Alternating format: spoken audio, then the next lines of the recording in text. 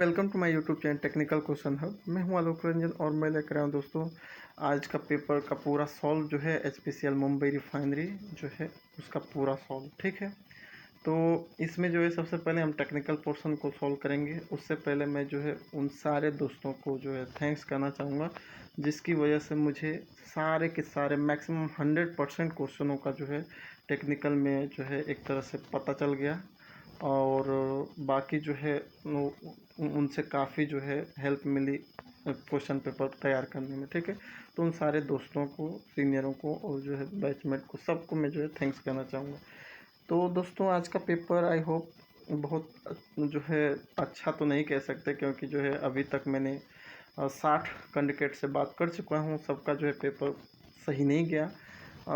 किसी का टेक्निकल सही है तो किसी का जो है नॉन टेक्निकल बेकार हो गया, किसी का नॉन टेक्निकल सही है तो टेक्निकल बेकार गया। ठीक है, तो आप लोग होपलेस न होइए, अभी बहुत सारी वैकेंसी हैं। अभी तो बहुत अपॉर्चुनिटी आपको मिलेगी, जैसे गुजरात रिफाइनरी हो गया, हल्दी रिफाइनरी हो गया और जो है अभी बार्क में भी आई है ना। तो होपलेस होने की कोई ज़रूरत नहीं है दोस्तों। कट ऑफ ज़्यादा नहीं जाएगा क्योंकि बहुत लोगों का पेपर सही नहीं हुआ। ठीक है, चलिए देखते हैं सबसे पहले क्वेश्चन क्या क्या पूछा था। पहला क्वेश्चन था कि कंपोजिशन ऑफ कुकिंग गैस का कंपोजिशन क्या है, तो प्रोपेन और ब्यूटेन हो जाएगा। और दूसरा क्वेश्चन था फ्यूल कैटेगराइज बाय, फ्यूल को अगर आपको कैटेगराइज करना है, वर्गीकृत करना है तो किसके आधार पे करेंगे, तो फ्यूल को कैलोरीफिक वैल्यू के आधार पे करेंगे। क्यों? क्योंकि सॉलिड फ्यूल की जो है लकड़ी की कैलोरीफिक वैल्यू कम होती है, लिक्विड की थोड़ा ज़्यादा होती है, गैस की सबसे ज़्यादा होती है ना, तो ये सही है। तीसरा क्वेश्चन था कि विच is not a type of fire extinguisher, कौन सा जो है फायर एक्सटिंग्विशर का टाइप नहीं है, तो ग्रीस टाइप एक था जो नहीं है। नेक्स्ट है which is not a related to pump, pump से रिलेटेड क्या कौन सी टर्मिनोलॉजी नहीं है, तो उसमें सक्शन हेड था, डायनेमिक हेड था, स्टैटिक हेड था, लेकिन इंस्ट्रूमेट्रिक ये जो है दोस्तों कोई भी पंप में कोई ये इंस्ट्रूमेट्रिक हेड नहीं होती है ना। नेक्स्ट है combustion will poor due to, combustion अगर बहुत पुअर हो रहा है, ख़राब हो रहा है, तो इसका मतलब क्या है कि ऑक्सीजन की जो कमी हो रही है, डिफिशियंसी हो रही है, यानी कि ऑक्सीजन का जो है आप फ्लो बढ़ाइए, ऐसा है ना।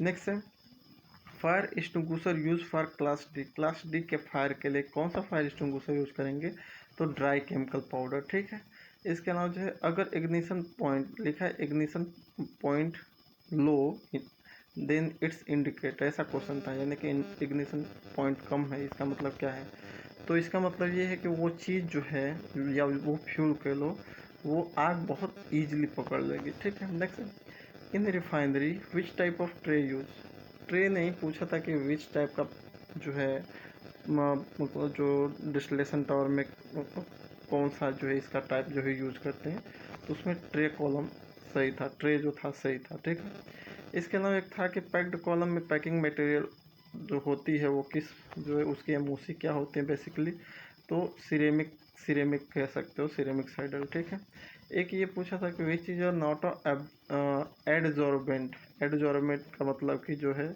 इसमें से कौन जो है एडजॉर्बेंट नहीं है, अपने सरफेस पे कोई चीज़ नहीं चिपकाता।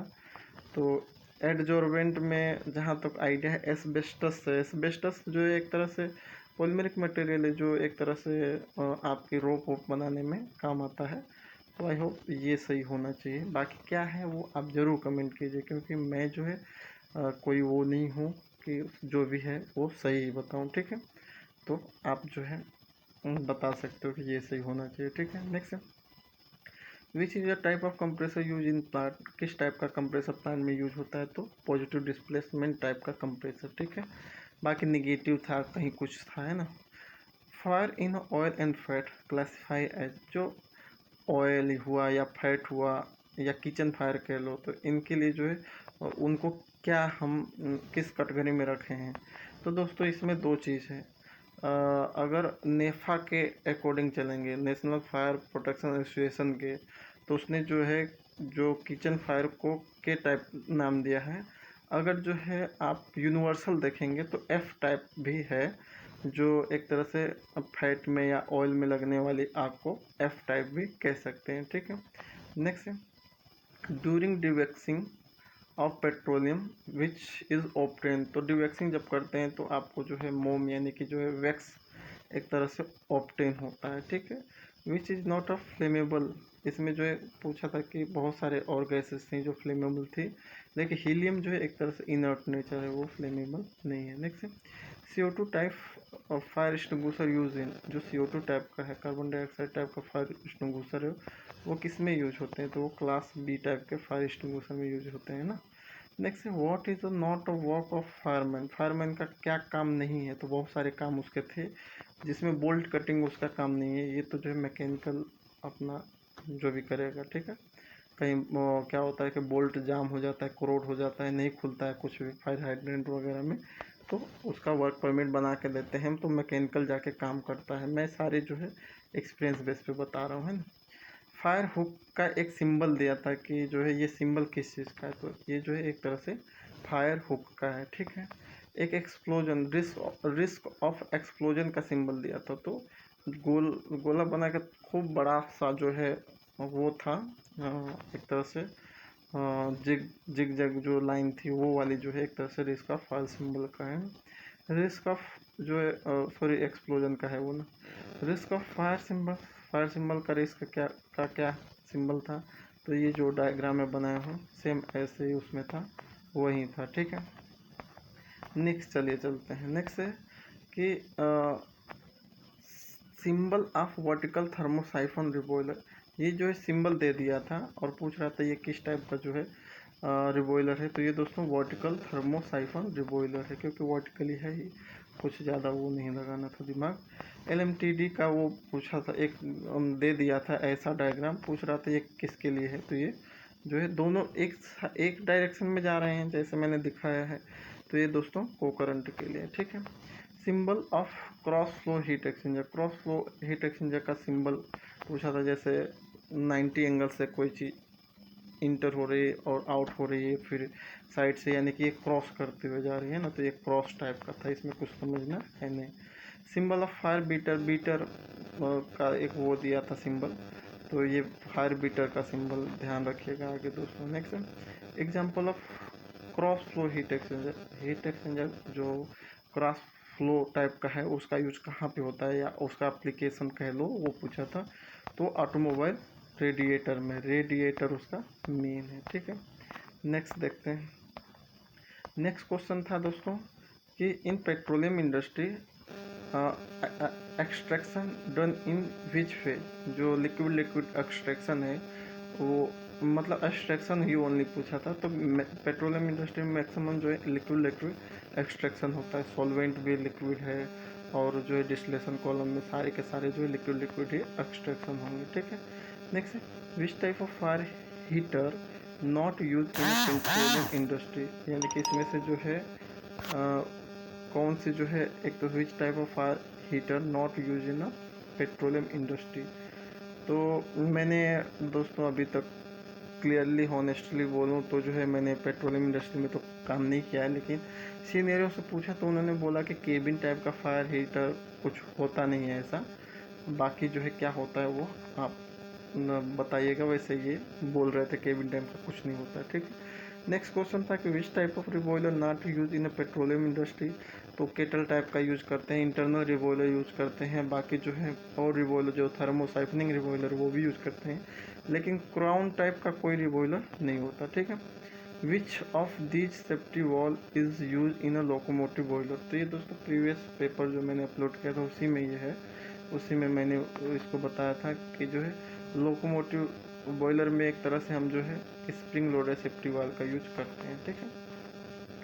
फ्लैश पॉइंट की डिफिनीशन आई थी, दिया था कि the minimum temperature at which a liquid give of a vapour with the vessel in a sufficient concentration to form an ignitable mixture with the air near surface of the liquid, तो एक तरह से वो flash point का है कि उतना vapour generate कर सका कि आग थोड़ी देर के लिए लग सके, ठीक है। क्वेश्चन ऐसे नहीं था दोस्तों, लेकिन मैं वो जो है समझाने की कोशिश कर रहा हूँ, ऐसे ही आता, ठीक है। The ability of one carbon atom to combined with other carbon atom is called, यानी कि वो कार्बन का कार्बन से जुड़ना एक तरह से क्या कहलाता है, तो उसे सिटेनेशन कहते हैं ना। नेक्स्ट प्रोसेस कंट्रोल सिस्टम की, प्रोसेस कंट्रोल सिस्टम क्या रखने की कोशिश करता है, तो दोस्तों वो पैरामीटर को कांस्टेंट रखना चाहता है। जैसे डिस्टिलेशन टावर में टॉप का जो है प्रेशर टेम्परेचर जो है 50 डिग्री चाहिए, बॉटम का जो है 150 चाहिए, तो उतना वो कांस्टेंट रखने की कोशिश करेगा, है ना। भले ही एक्चुअल में हो या नहीं, लेकिन पैरामीटर को कांस्टेंट करने की कोशिश वो करेगा, ठीक है। Which fire extinguisher not use in a open fire area. Open fire area में कहीं आग वाग लग गई है तो वहाँ पे कौन सा जो है फायर एक्सटिंग्विशर का यूज नहीं कर सकते।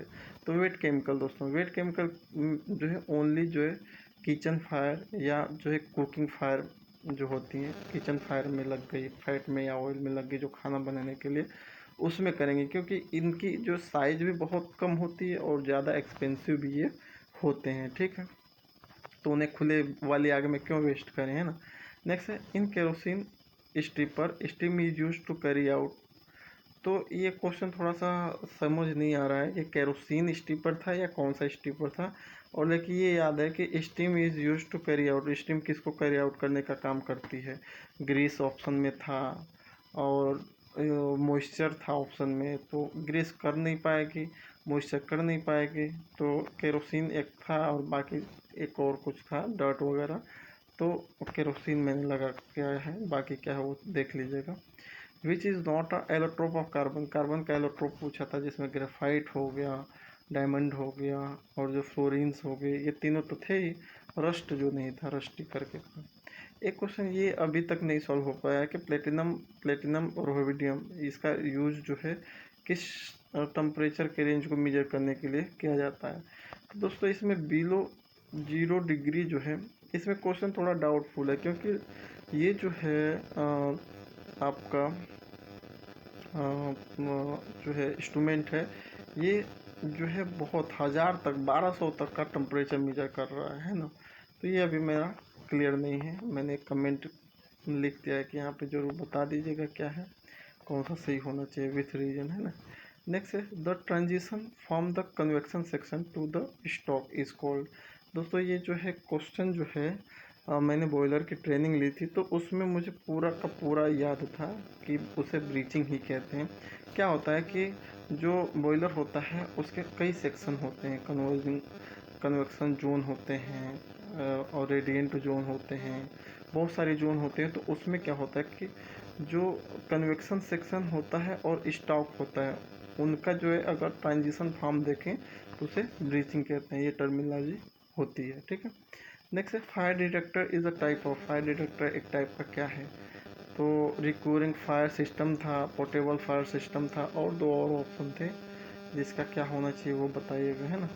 नेक्स्ट है which is not a type of hydrocarbon. Hydrocarbon का कौन सा टाइप नहीं था, तो उसमें एल्केन था, एल्कीन थे, एल्काइन थे और एक जो है एल्काइस थी। तो इसका मतलब एल्काइस जो है बेकार है, वो जो है एक तरह से हाइड्रोकार्बन नहीं है, ठीक। नेक्स्ट है विच इज और rotary actuator.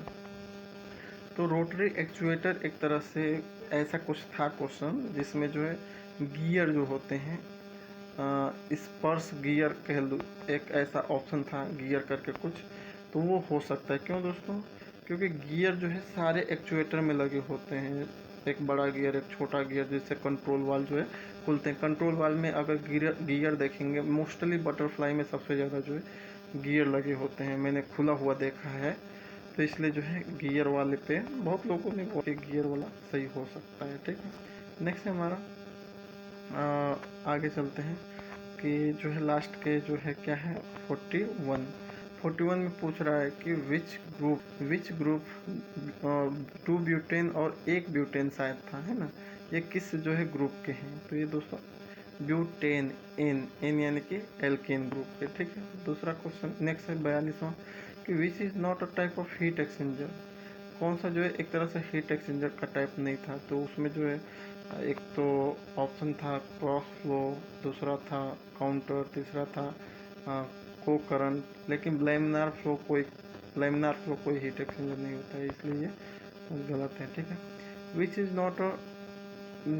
Not a true for baffle in a shell and tube type heat exchanger. Shell and tube type heat exchanger में क्या सही नहीं है, ऐसा करके था। तो बाकी सारे ऑप्शन सही थे। Heat reduce rate, heat transfer rate reduce करता है, ये जो है गलत है। क्यों? क्योंकि दोस्तों बाइफल क्या करती है, एक टर्बुलेंस क्रिएट करती है, और टर्बुलेंस क्रिएट करते हैं तो उसकी वेलोसिटी बढ़ जाती है, और वेलोसिटी का अगर आप ग्राफ देखोगे डिटरसन वोल्टेयर इक्वेशन में, ओवरऑल जो है हीट ट्रांसफर कोएफिशिएंट और जो है वी वेलोसिटी के टर्म में, तो उसमें जो है बढ़ जाता है ना, हीट ट्रांसफर रेट क्या हो जाता है, बढ़ जाता है, लेकिन वहाँ पे रिड्यूस का था, इसलिए गलत है। ठीक है, नेक्स्ट है which is a chemical hazard, कौन सा केमिकल हजार्ड्स है? तो इसमें दोस्तों पहले भी मैंने बता दिया है कि हजार्ड्स कई टाइप के होते हैं। फिजिकल हजार्ड्स जैसे कोई आग से जल जाए, और उसके अलावा जो है केमिकल हजार्ड्स जैसे कोई कोरोजिव चीज़, जैसे सल्फ्यूरिक एसिड है, हाथ पे गिर गई कोरोट कर देगी पूरा पूरा। एक और केमिकल आता है जो जिससे आपका ये बनता है, आपका जो है हार्पिक्स। हार्पिक्स में एक ऐसा केमिकल होता है, अगर आप हथेली पे एक ड्रॉप गिरा देंगे तो वो क्या करेगा, सीधे छेद के नीचे से निकल जाएगा, आपके हथेली को छेदते हुए नीचे से, यानी कि कोरोट कर देगा तुरंत। तो ये सारे केमिकल हजार्ड्स होते हैं। इसके अलावा बायोलॉजिकल हजार्ड्स होते हैं, बहुत सारे हैं। नेक्स्ट है एक स्मूथिंग करके था, smoothing purpose which is the most use in a compressor, boiler and pump.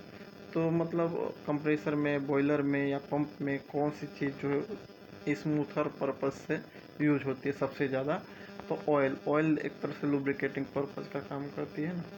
Next है the ratio of power given to the shaft to the work done to the shaft, यानी कि तो power कितना दिया और shaft ने कितना काम किया, ये किसका जो रेशियो बताती है? तो ये मैकेनिकल एफिशिएंसी है। मैकेनिकल एफिशिएंसी जो है होती है, वो रेशियो होती है कितना आपने पावर दिया और कितना शाफ्ट ने काम किया। ठीक है, next question which is not a part of fire fighting. Fire fighting का क्या काम नहीं है?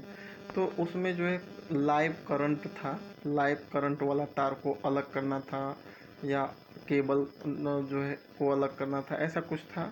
तो लाइव तार को जो है वो फायर फाइटिंग वाले नहीं, इलेक्ट्रिकल वाले कर सकते हैं, ऐसा आप मान सकते हो ना। तो 47 क्वेश्चन टेक्निकल के यूज हो गए। अब इसकी समरी देख लेते हैं। तो अकॉर्डिंग टू सिलेबस अगर देखें तो इसमें जो है पहले से ही जो सिलेबस मिला था कि डिफरेंट टाइप ऑफ हाइड्रोकार्बन से क्वेश्चन आएंगे, फ्लेमेबिलिटी से आएगा, एक्सप्लोजिविटी से आएगा, कंबसन से आएगा, और इसके अलावा पूछा था जो दिया था different type of heat transfer equipment से आएंगे question, different type of process equipment से आएंगे, process instrument and control system से आएंगे, सेफ्टी से आएंगे, different type of fire fighting equipment से आएंगे, और यूटिलिटी से आएंगे।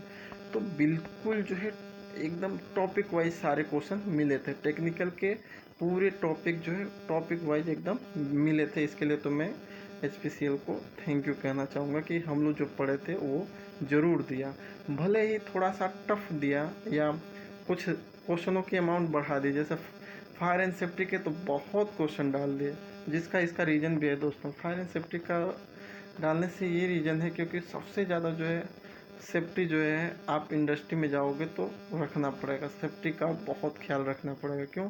क्योंकि आए दिन कुछ न कुछ एक्सप्लोजन हो रहे हैं, बहुत लोग मर रहे हैं, तो सेफ्टी बहुत मस्ट है। ठीक है, और कहीं भी आप जाएंगे तो सेफ्टी जो है मस्ट है, और सेफ्टी की जो एक तरह से अवेयरनेस ये दे रहे हैं, लेकिन बहुत ज़्यादा दे दिए। ऐसा ऐसा लग रहा है कि हम ही लोगों से जो है फायर फाइट करवाना है उन लोगों को, है ना। तो छोड़िए वो, लेकिन पूरा का पूरा जो है कवर अप रहा। ठीक है, अब चलते हैं दोस्तों, अब चलते हैं जो है पार्ट बी में, नॉन टेक्निकल में। तो नॉन टेक्निकल के क्वेश्चन जो है हमने तैयार किए हैं। तो सबसे पहले नॉन टेक्निकल का सिलेबस देख लेते हैं। नॉन टेक्निकल में कहा था कि वर्बल एबिलिटी से क्वेश्चन आएगा, क्वांटिटेटिव एप्टीट्यूड से आएगा, एनालिटिक रीजनिंग से आएगा, जनरल नॉलेज से आएगा, जनरल साइंस से आएगा, इन्वायरमेंटल साइंस से आएगा, और इंग्लिश ग्रामर से आएगा।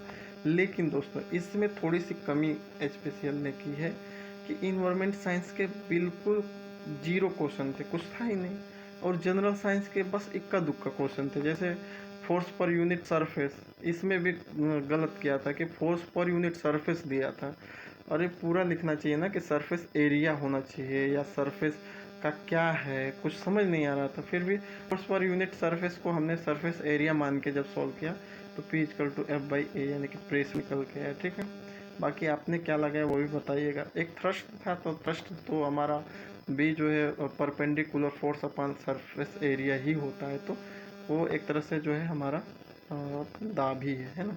नेक्स्ट है क्वेश्चन जनरल साइंस के नाम पे आया था कि मास को कांस्टेंट रखिए, वॉल्यूम को बढ़ा दीजिए तो डेंसिटी पे क्या इफेक्ट पड़ेगा।